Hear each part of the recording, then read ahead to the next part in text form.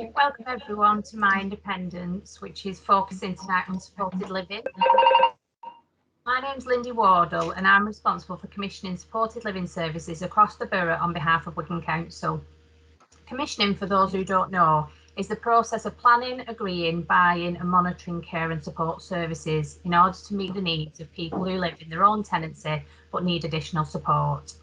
And we buy services from a range of providers, including private companies, charitable organisations and not-for-profit community interest companies. My team also consists of quality performance officers who work with supported living providers to monitor the services and to ensure that they're providing excellent care and support for all in the borough. We've got a range of speakers for you tonight to give you a broad perspective of supported living. You'll hear from Linda, who's a parent of someone who's moved into supported living recently and is kindly sharing her story with us. We've got Beverly, who's from Mediline Supported Living Services, to give you a provider perspective, followed by Suzanne, who is an occupational therapist, who'll give an overview of her role and how they can support people who need changes to their environment to be able to live independently. But first, I want to introduce you to Gail Hurd, who's our supported living customer and family liaison officer, to talk to you about her role and how she can support you. Over to you, Gail. Hi everybody, my name's Gail Hurd. So my role is customer and family liaison officer here at Wigan Council. My role involves supporting customers and their families in finding a suitable home with the right level of support to meet their needs. So I often communicate with families through face-to-face visits, or often I'll get telephone inquiries, and it's just to provide some information and advice of what supported living is, what's available in Wigan, and how we go about to get that property and that support in place, and what are the next steps. So at times, sometimes it's difficult for families and customers to kind of like make a decision and think about what is supported living, what's the kind of properties, the different models of support. So more often than not, we can arrange some visits to the properties, so that you can get like a first-hand feel of what's available, get to meet the customers, get to meet the providers, landlords and other people who live in supported living.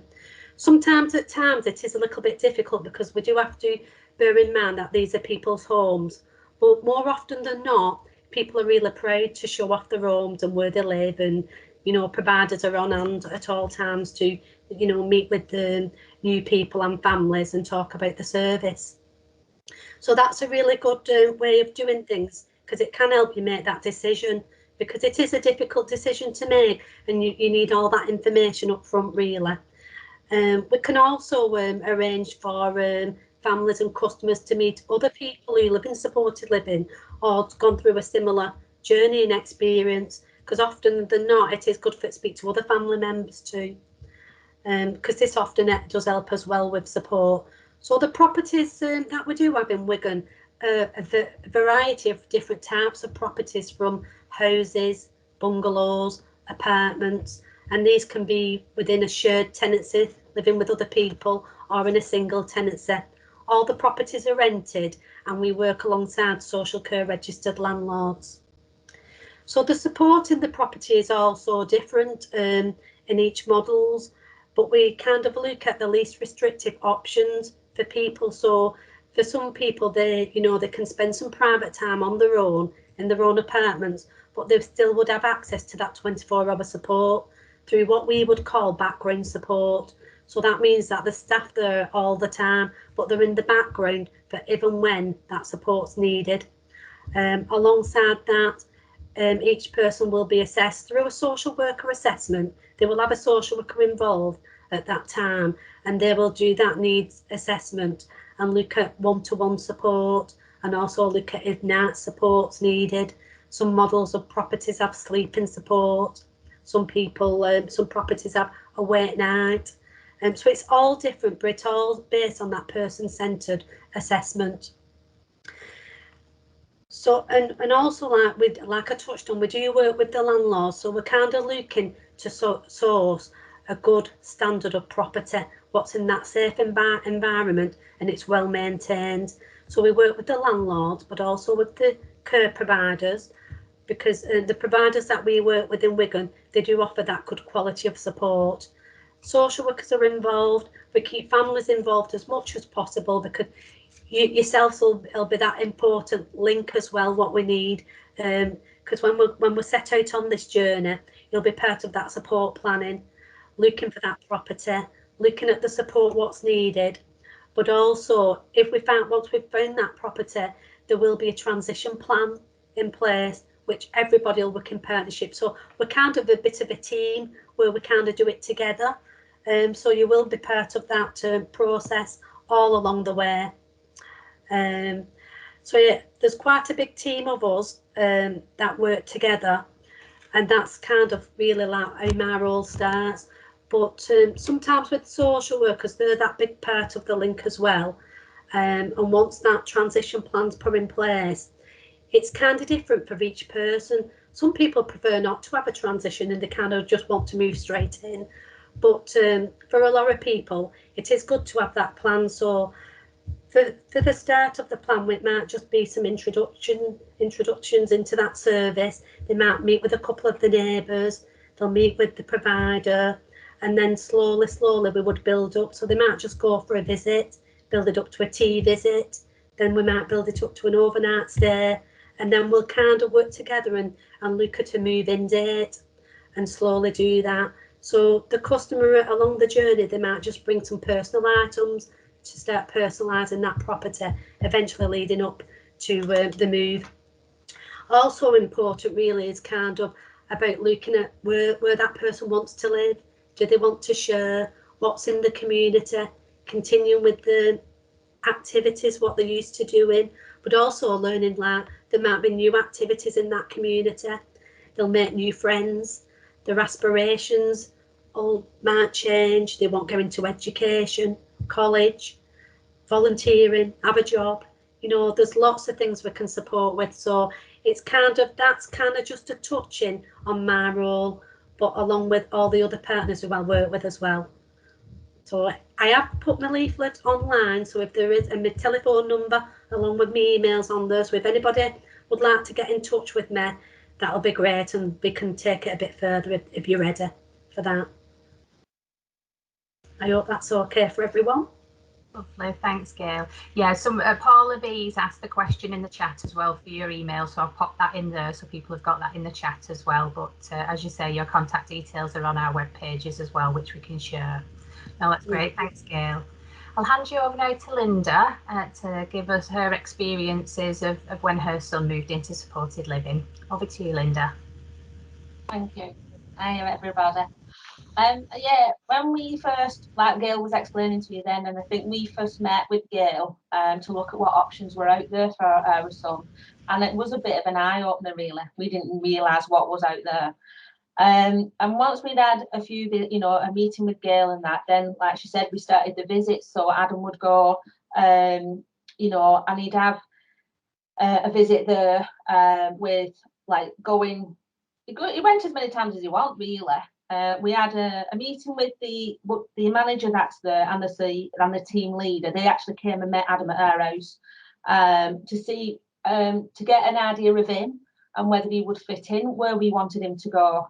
Because I think that's important as well, that you have to have a look at who he's living with and things like that. So we found that really, really good that they wanted to look to see that he was going to be okay where we wanted him to go. And then we just started the visits up, really, but because of COVID, obviously things were a little bit longer than we was expecting. But like we take Adam and we eventually went on what we called or dubbed Chippy Friday, because that's what everybody was doing, having a chippy on a Friday, or he'd go for the Sunday dinners. So at least then he could mingle in with the other residents and, sort of and get to know them on a, a bit of a community sort of like visit, really. We earmarked a flat for him, but obviously there at the time there was nothing in it. But we kept taking little things and letting him go in and have a look round all the time. But there is a communal area, and so he went off in there most of the time, and and would be very much like interacting with them. On one particular visits, I actually spoke with one of the residents to see how they felt about living there, and he actually said to me, "I wanted to do it a long time ago, but my mum wouldn't let me." And it really, really struck a chord with me, because I just thought, oh, if my son told me that, you know, it would be brilliant. But the way that my son actually did was, he just, the more and more he went, the more and more I could see that he was interacting with others, what life he would have there, and how he started to just sort of interact with all the staff. And at first, yeah, he was quite quiet and he was quite, you know, a bit reserved. But I think at one point, like, we went to pick him up, and as my son does, he does tell you to kiss his bum. And that's what he was telling the staff. But for me, that was me knowing he's so comfortable. He really can take to these people. You know, the staff were brilliant with him. And they're very, very supportive. The team leader of where my son is, all the way through this, was very, very supportive and understanding about how I felt, how hard of a decision it is to make. Never once did she ever put any pressure on or anything like that. Quite the opposite, and very much kept saying to me, he's not being locked away. We don't need an appointment to see him. It's his home, and you come and visit anytime you want. You just come and turn up whenever. Stay as long as you want. Stay overnight. Whatever you want to do. It's his house. And since he's moved in, I can honestly say we have seen such a difference in him. The growth in him, the change of how he's gone from, I suppose, what we've perceived him as a child, he's grown into a man. You know, we can see that big difference of him, and how much of confidence he's growing in as well. And I think we just, from that, like, seeing him, and once all the furniture come in and he moved in, and it is hard that day when it comes. It is hard when they move in. It is, I'm not going to lie. But it's got to the stage where now that when we go, if he's had enough of us, he chucks us out of his flat. It's like, I've had enough of you now, go on, I'm sick of you now. And for me, because he is verbal, but not a lot of, you know, and so for us, that was a big, massive thing for us, because we thought, yeah, he loves it. He's so comfortable. And like Gail was saying, you know, they still go to his day centres. You know, they take him out, they do his shopping with him. You know, he's been on theatre trips with them. So, you know, it's not a case of, I think, like, well, you might have an idea of, oh, they're just there. They're not. It is their own, but they're constantly going out, or there's something going on at the place where they live, or there is where my son is. And we just know that it's the best thing we've done for him, because at some point in our minds as well is that we've always thought, what happens when we're not here? And we've always wanted to give him a life that he wants, and we've seen that where he is, and how much he's grown, like I said. The only other thing I would say to you is, never, if anybody is thinking of doing it, please just, you know, talk and with those that are involved in you, and nothing is a daft question, and you ask whatever you want, you know, and you get whatever you want out of it for your young person, and the other very much supporting you all the way through. You know, I mean, Gail was there, and like I say, it was team leader and the manager and everything, so it's been a big sort of a decision with us all, in a way, that we made it. But I think without the support that were there, I don't know whether we would have made that decision. So I do think it's a thank you to Gail and the others that were involved. That's great. That's great. Thanks, Linda. Just a quick question that's in the chat. Somebody's just asked how old Adam is. He's 21. Okay, yeah, I'm just interested. She said you're an inspiration. Oh, thank you very much. Oh, that's brilliant. Thanks, Linda. Okay, shall we go over to Bev? Hello, I'm Beverly Parkin, and I'm the Director of Services for Mediline Supported Living. We're one of the support providers on the ethical framework in the Wigan area. There's 9 high-performing providers that are on that framework, and we're all similar in what we have to offer, to be honest. Exciting times in Wigan at the minute, because exciting and also quite challenging, because we've just gone through this tender process where each provider now is going to be having an area in Wigan. Mediline are going to be over the area of Ashton and Makerfield, And I think some of the other providers have also got an area. And the idea of what we're trying to achieve is to build stronger communities.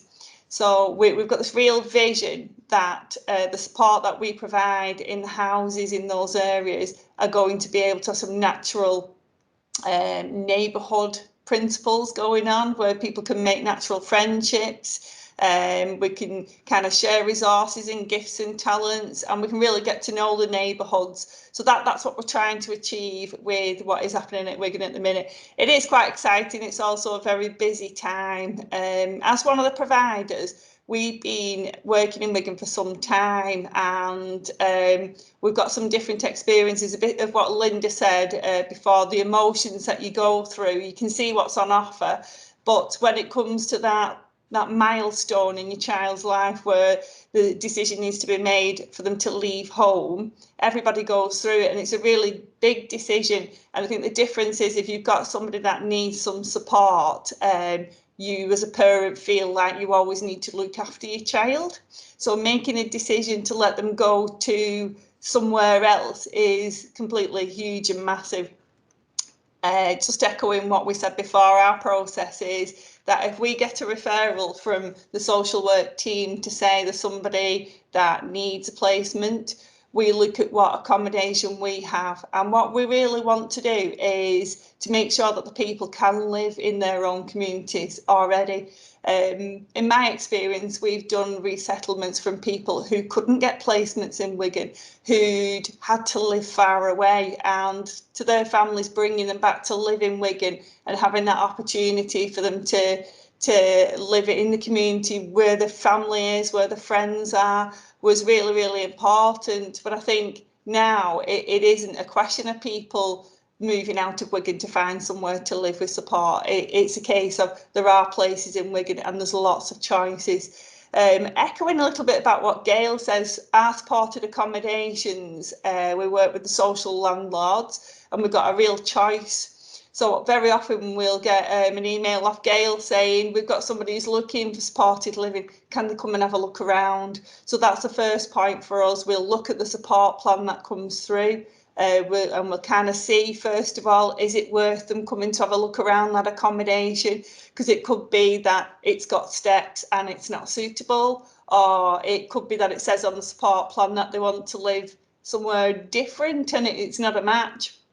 If it's a match, we start to show people around and give them the chance to make that choice. We have an assessment process where we sit down with the family. We do this thing that they like to call co-production, which basically means that we all work together. So the social landlords, social services and Wigan Council, we all work together with the families and with the person to make sure that the choices that they're making, you feel informed, you've got the time, you can ask the questions, you can really see what's going on before you make that choice. Sometimes we have people where we often feel like we're housing estate agents, particularly if we've got a new accommodation, we're showing people around and we want to get it right for people. So once people move in, we do have quality inspections. We're all registered with the Care Quality Commission. And the providers now that are on Wigan Framework are at least good and above. So we've all been thoroughly scrutinised. We continue to be, and quite rightly so. We work in partnership with the QPO, so the Quality Performance Officers for Wigan Council, and they'll come out and inspect the standards that we're working to. But most of all, what we want to achieve is real normal living, normal houses in normal streets with normal lifestyles. And even though we have to fill in all of these things that says we're achieving these quality outcomes, we're just trying to give people a normal life, same as anybody else in the same streets. So we do have the quality inspections, quality assurance. People are reaching for independence. So once people do move in, we do a lot of planning with people and review. So if you decide, just like many other people have done along the way, that you thought it was a good idea in the beginning, but a year down the line, you think this isn't for me, it's not right, you do have the right to review. So when you're making your choices, it doesn't have to be forever. but the homes are forever. The tenancies that people have, they're for as long as you want them to be. So, you know, you don't have to feel that people might lose the tenancies. You get support to maintain them. Each of the persons living in those accommodations that we manage, they do belong to the landlord, and the tenant is a tenant in their own right. So with that, we like to try and encourage independence for people to be involved in it as much as they possibly can. And the support is there to help that happen. We try and make sure that independence doesn't mean always doing nothing, doing what I like, watching the telly. We're trying to achieve outcomes. So our markers for this normal life are making sure that people are learning skills that they can learn, getting the aids and adaptations for people to enable them as much as they can to be independent, using assistive technology wherever it's possible to try and assist people. It isn't a place where people are detained. It's not this kind of institutional approach. It is the person's home. It is that families can come and go whenever they like to. The accommodations, people can decorate and furnish to their own taste, to what they want to have. As service providers, we have to work with people to make sure they're safe as well. So sometimes if it's a choice that's going to compromise anybody, we have to work with people.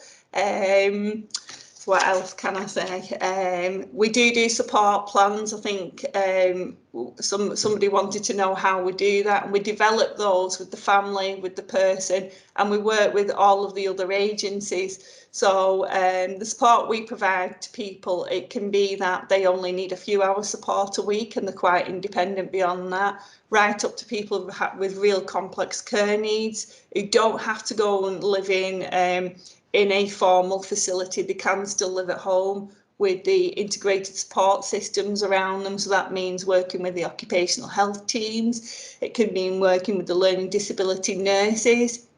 It can mean working with psychology, your local chemists, your GPs, moving and handling equipment services. It can mean working with anybody to get the resources in there and to get the support there to make it work for that person to stay at home.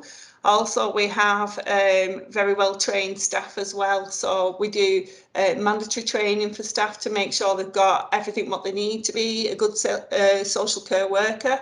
But also we have specific training for people for specific needs. And we do work with the health team, so the learning disability nurses, the epilepsy nurses, peg feeding, whatever is required really, we can get it. And we do network really well in the Wigan area to achieve that for people. And, you know, we're not going to say it's always easy, and we're not going to always say, come and live in supported accommodation. It's like Disney. Life is hard, and sometimes we have to find a way to make things work. And certainly in our organisation, there's never a day without a challenge. But we work with the families to find a way through, and we work with the other agencies to find the best way of making things happen.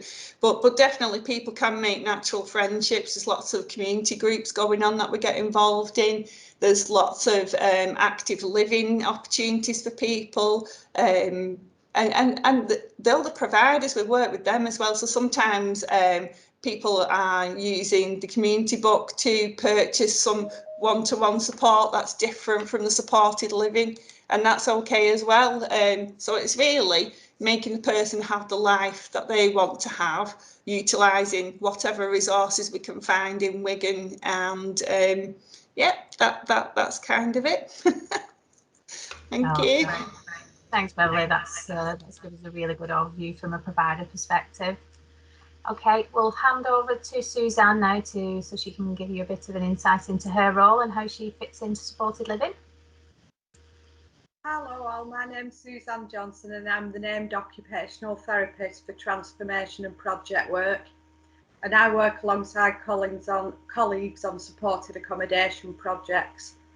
Just to give you a little bit of background, what is occupational therapy?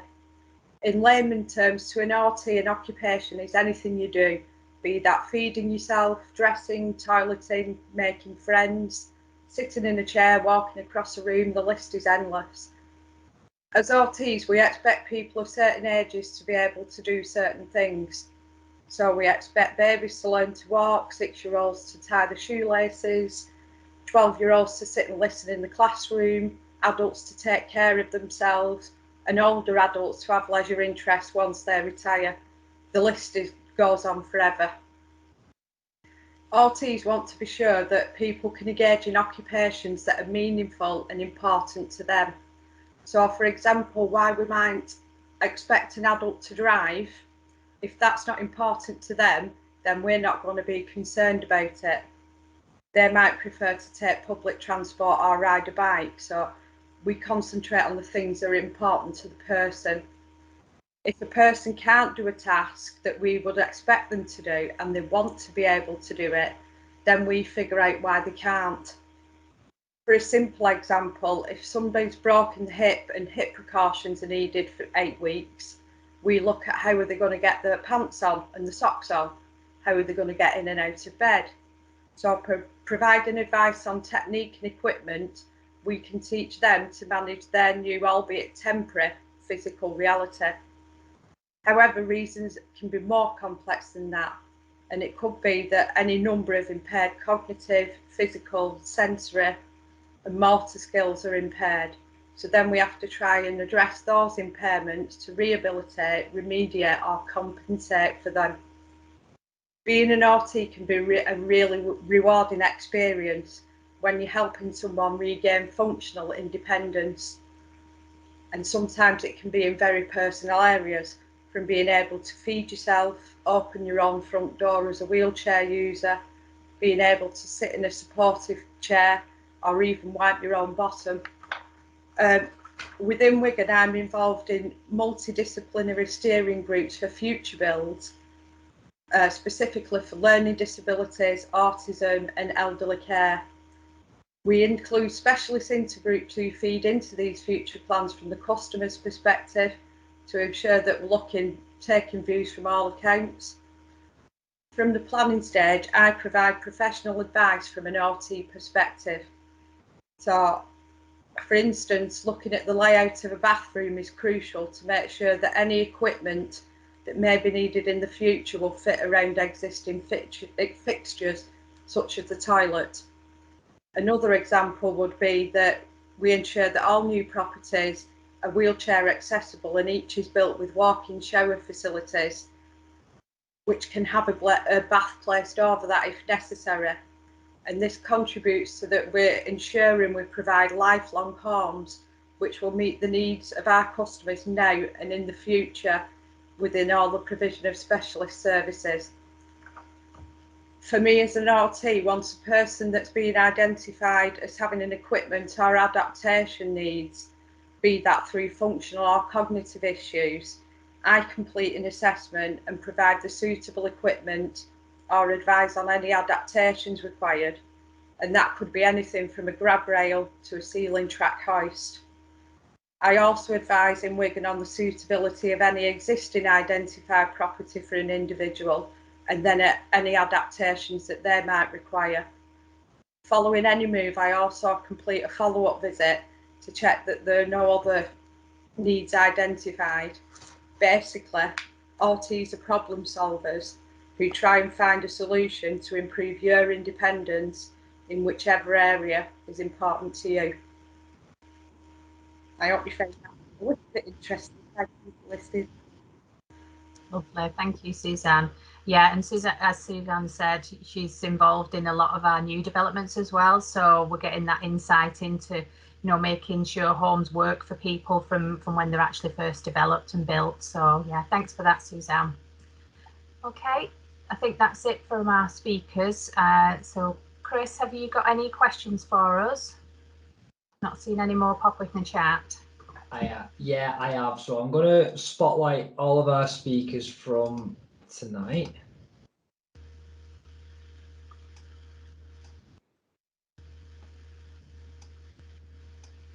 Right. So the way we've been working it is that I've got some questions that have been pre-asked. And if you feel that you're the best person to answer it, then you can just sort of signal and unmute your microphone and answer it. And it might be that one of you answer the question, but another one of you feel there's something you could add to that, so feel free to do that as well. You'll see with some of the questions, some of them are going to be more suitable for some of you than they are for others.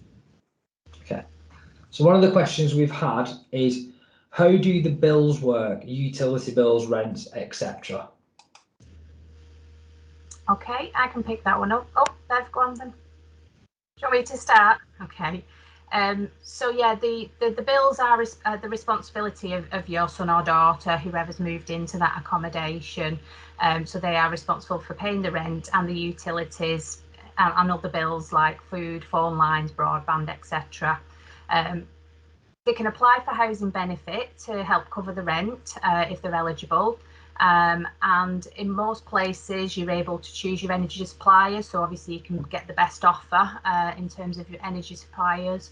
We do have a small number of accommodation where it is just one provider for your energy, but that's where it's on a really efficient system, and it's a really good value tariff anyway. But more often than not, people can choose which energy provider they want. They can choose whether they want broadband or not, but they do have to have responsibility for paying that themselves out of the benefits. Brilliant, thanks very much, Linda. Okay, next question, and it's quite a general question, so maybe it's a sort of top tips answer type of thing. Is, I worry, am I doing the right thing? What support is available? So I suppose it's just someone asking what general support is available out there if their son or daughter is looking to move into supported accommodation. Gail, do you want to pick that one up? Yeah, so I think my role comes into this part, the customer and family liaison role. And I know it is quite, I think Linda touched on it, it is a hard decision to make. And I think it is about having that support and all that information up front that will help you make that decision. And I think from my experience of working with several families, it's kind of been, shall we do it now, or shall we do it in 12 months? Or a lot of parents are kind of like, it's good really for parents to be fully part of this process, whereas some older parents, I think if they went into hospital or they was thinking about their own health, it's kind of can be a rush process. But if it's caught quite early on, you know, I think it can be better planned with everybody being involved. So I think my role would be definitely important to start with, and then I would bring other partners into the situation with social workers, Bev, Suzanne, other family members, everybody who's on tonight really, along with our landlords who would also be part of that partnership. So there's plenty of support there available. Brilliant. And I think as well, it's Gail, I know you've got some parents who are quite happy to speak to other parents, aren't they, and sort of, you know, go through their journey, and I'm sure they probably had the same worries, so we can always put you in touch with someone who's been through it as well. So yeah, we've definitely got that.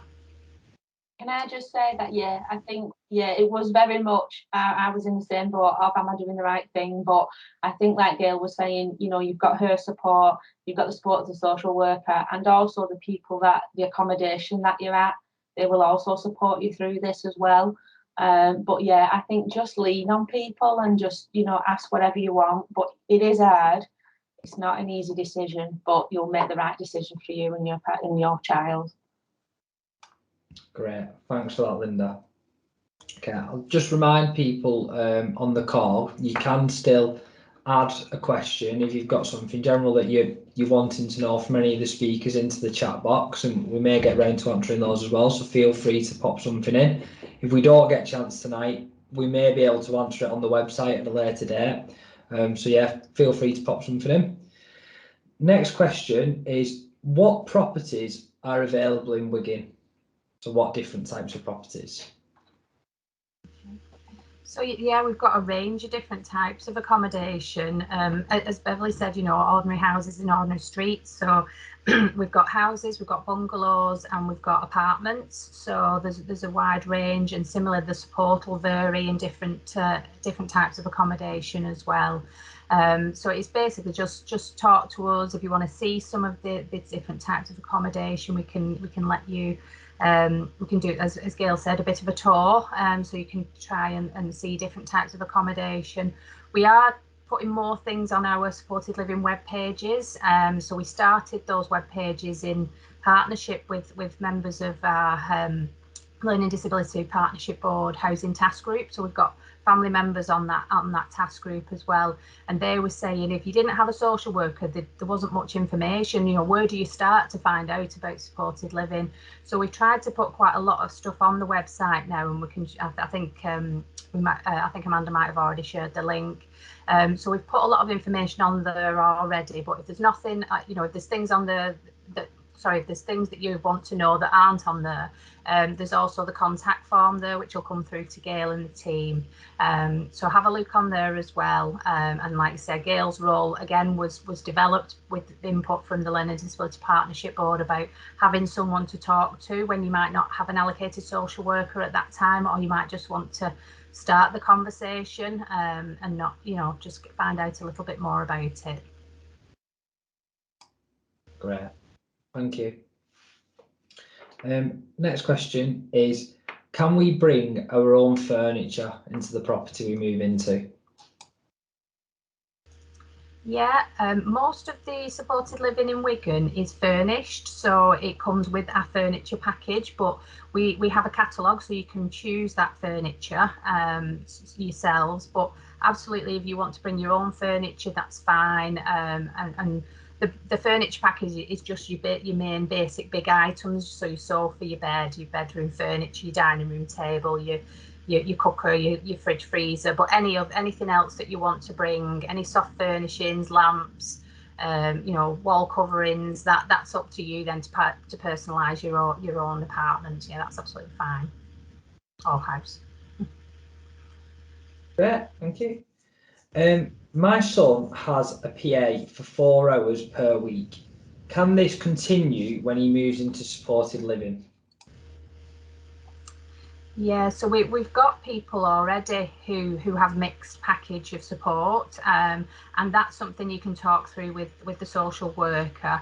They'll assess what the needs are, and then it's who delivers that. So if that PA is really important and that they want that to continue, that'll be written into your support plan, and then the supported living elements will be written around, you know, wrap around that as well and support it and complement it. So yeah, there's definitely where we can have hybrids. Beverly, did you want to come in there? I noticed you unmuted. No, I thought I'd better answer one, and I was going to say, similar to what you've just said, we do have mixed support in some places where people want to carry on with the PA and they want the supported living and support home to stay at home, but sometimes they might still want the PA, and then they change as well. So sometimes, you know, there's a choice, isn't there, to carry on or to do it different. Yeah. Great, thanks very much for that. My daughter has a dog. Would she be able to bring that to her accommodation? Yeah, that was a question we got asked as well this afternoon by the people that were watching then. Yeah, it will depend on the types of accommodation, and it basically it's a conversation with the landlord. So yes, we do have pets in supported living. We've got some apartments in Hindley where we've got three people who've got pets. Two guys have got their own dogs, and one lady's got 2 or 3 cats. I'm not sure, I can't remember now.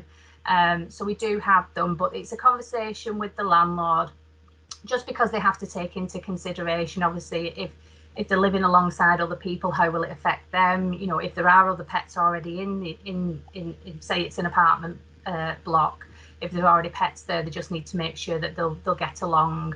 But yeah, it's in the individual conversations, and really that's one of the first questions you want to ask your landlord is do they accept pets?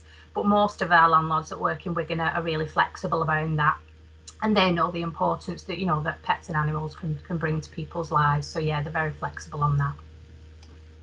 Brilliant, thank you. If someone is thinking about moving into a new home or supported premises and adaptations were potentially needed, would the at what stage in the journey would it be right to contact occupational therapy? Would that be something that's done sort of within the process? Would you do that separately? You want me to take that one? I think within the process, as soon as somebody is identified for a potential property, they are actually referred to me, and then I will go out and do an assessment as to what's needed within that property and whether the property is suitable for them. So we're involved quite early on in the process. Great. And is that something that would be triggered by the person's social worker? Would they do that independently? It's normally triggered by the social worker. Brilliant. Thanks for that. Great. I think Linda sort of touched on this question before, or not just touched on it, answered it really well. But I will ask it again, and we may want to add some additional things. So it's, I don't want my daughter to be on her own, bored and isolated. Will there be activities taking place, or can she live with someone?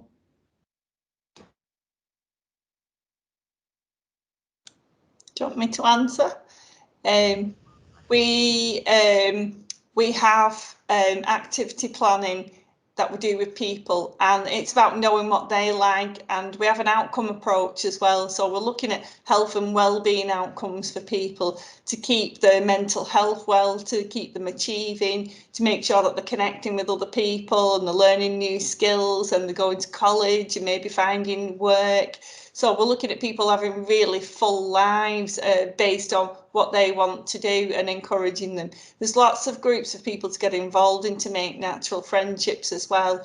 Sometimes people feel that they want to live alone and kind of build up how they see that they'd like their life to be this perfect life. And very often living alone means no one to share the bills with, and also you've not got the same company and you're not learning off each other. So it's a matter of choice, and definitely people have got very full lives, and we work with people to do that. We have outcome focused reviews as well, so the families and people can become involved. So if you're running out of ideas, we can think of new things to do out in the community to get people involved. Brilliant, thanks for that, Beverly. If we've got, did anyone want to add anything to that? I think that was pretty full answer. If anyone, I just wanted to sort of add a little bit, if I could, that it was just like when you were saying about the activities and that my son is very much like, he has 3 days at his daycare centre. He goes from where he lives, they take him and pick him up, you know, and he goes out for his shopping with them and things like that. But also I just have to like organise, well, not all the time, but they've come to me and said they've got X, Y, and Z going on. Can he go? And I'm like, yeah, wherever. Or I'll ring them and say, there's a panto going on. I know he'd love it. Oh, right, okay, just let us know when it is, and they take him. You know, so it's not like you say, it's having the choice to know what they want to do, but also they'll come to me and say, we've got such and such a thing, or we've seen this, what do you think? And we're like, yeah, why not? Yeah. And he goes to football with them as well. So, you know, it's all, they're not left bored. I mean, they do have some time on their own, as they should, you know, like anybody else wants. But there are activities there that you can either ask the home to do, or the home may be asking you, we've got this going on. So yeah, there is activities in their life there. I think also, just for add, if anybody does, any family members do want to have a tour of supported living, when I have gone round to visit with family members, some of the properties that we do go to, they do ask me the question, and they will say, well, it's very quiet, and it's good that it's quiet because everybody's out doing things. So I found it quite surprising if we went to viewing and everybody was at home. So it is good to have everybody out doing something that they like in the community. Yeah, good point, Gail. So if we've got parent carers on the call whose children are younger, so they're not necessarily at the stage where they're going to be moving into independent living, but they're thinking that they will need support to live independently, what would you say is a good age, or is there a good age to start planning, or, you know, speaking to maybe a member of your team, maybe going looking around properties? Is there an age to start, or is there no age? What would you say? Gail's one. It's a difficult one, that one, really, because it's knowing what age and when that person's ready. I would say that family and the customer themselves will know when that time is. But I think it's good to, if you're kind of thinking about it now, or when they're coming up to this age, 17, 18, I think that's a good time for having a look. Just having a look and giving information on what supported living is and what's out there.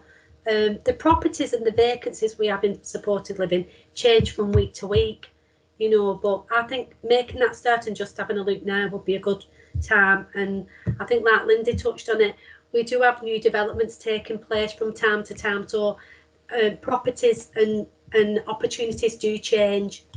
So I would say the sooner the better, really, if they get all that information. Yeah, and I think certainly from the children's sort of process side now, from children's services, it is part of that discussion. I think from about 14, they do start talking to people about, you know, where do you see yourself in the future? Where, you know, where do you see yourself living? So I know they do start that conversation early, and our transition support social workers can get involved from 14 as well. And I know obviously Amanda's got her life coach teams as well. That they can start that conversation and get an idea of what people are looking for, and that helps us as well, because we'll have an understanding of, have we got the right accommodation ready for the, you know, the next 5-10 years for those younger people coming through, and do we need to look at something different? Do we need to build something different? Do we need to develop something, or do we just need to adapt what we've already got? So that's really good, vital information for us as well. Brilliant, thank you. And another question that was put forward this morning, but I think it's worth asking again for the evening session, is if we have a young adult who moves into a property and it doesn't work for whatever reason, maybe they're living on their own and they're feeling quite isolated and they want to move in with other people, or they feel that they've moved out too soon and they feel like they want to move back in with the parents, is that something that they can do? If they wanted to stay in the property long term, is that available to them? So what are the ins and outs of kind of moving, staying? Yeah, definitely. I think Beverly touched on it in her sort of speaking session, was, you know, the supported living tenancies are assured short hold tenancies, so they are, you know, a legal document. You can stay there as long as you like, as long as you're, you know, you're still getting your needs met. That's absolutely fine for you to stay there. But it's, you know, we move houses, we decide we want something different, and that's the same for everybody. So yeah, if you feel it's not for you, or you want to change, or you just want to live in a different part of the borough, that's absolutely something that people can do. You know, they'll move their tenancy to somewhere else, and providers now will, you know, do talk about that in the reviews. So Beverly, you know, mentioned around regular reviews. That is something, say, in the review process, to say, you know, are you happy still living here? Is there something you want to change? You want to try something new, or like I say, are they happy to stay where they are? So yeah, there's conversations, you know, at review stages as well, to make sure it is still working for people. And as we said, with, you know, people who've lived in properties for a while might have conversations with the friends to say, well, I'm living here now and this is what we do, and they might say, oh, I actually quite fancy a bit of that. So there's options there for people to change and move as they see fit, and as you say, move back home if that's right for them, and you want them back. That's just to add as well, some of the experiences we've had with supported living is realising that life is a journey, and when you first leave home and you're a young adult, you might need quite a bit more support. So we've had some young people who've lived in group tenancies with 24-hour support, and as they've gained independent skills and more confidence and they've matured, they've often moved out, if that's right for them. So they've moved out into minimum supported tenancies, and sometimes they're neighbouring some of the bigger supported schemes. So they have this wraparound support as the next stage, so that they can still get 24-hour support, but not necessarily somebody sitting with them all the time. And I think it's that balance between de-skilling people and you know, I've got young people living in my house and they will let me do everything for them for as long as I'm happy to do that. So sometimes it isn't just about making sure that the person, you know, your son or daughter is being looked after really well and feeling that you've done the right thing for them. Sometimes you need to feel like you've done the right thing to yourself, and it is a natural stage that people need to become independent adults and they need to aspire to that. And if we all listen to our mother's voices in our head telling us what they don't want us to do something that we do want to do, you get that determined independent streak, and everybody else that. And I think we have to realise that people need to aspire, and they will develop and they will change. And it's the same with the ageing process. As people get older, sometimes they want a different tenancy, sometimes they want to live differently. So leaving home as young adults, it's just the beginning, and they'll probably change quite a lot, as we all do along the way, you know, and that's quite normal as well. Great, thank you very much for that brilliant answer, thank you. This question, it might be difficult to answer, and if it is, then you can just say so. Say, for instance, someone on the call today, that they've got a son, daughter who is old enough to move into a supported accommodation, but they haven't started the process yet, and they wanted to start tomorrow. Is there a sort of average length of time that you would say it takes from starting the process to moving into your own accommodation, or is there no average? Can it vary? Just, I suppose, for anyone who wants that bit of information, knowing, you know, if I said tomorrow, yeah, I don't want them to move out next week, but if I know it's going to be a year process, then maybe I would like to start it now. Gail, do you want to pick that one up? Yeah, at the moment we have got vacancies in supported living, so we have got, and there's several different options available. So I suppose from having that early conversation and kind of the assessment to take place to get the social worker allocated as well, we will be kind of looking at what support needs are needed, what property does that person need, does it need adaptations, it's kind of building up on what's needed with the property and the support to what we've got available at this time. So it depends really on time scales. Some moves have taken place quite quickly. I would say 4 to 6 weeks.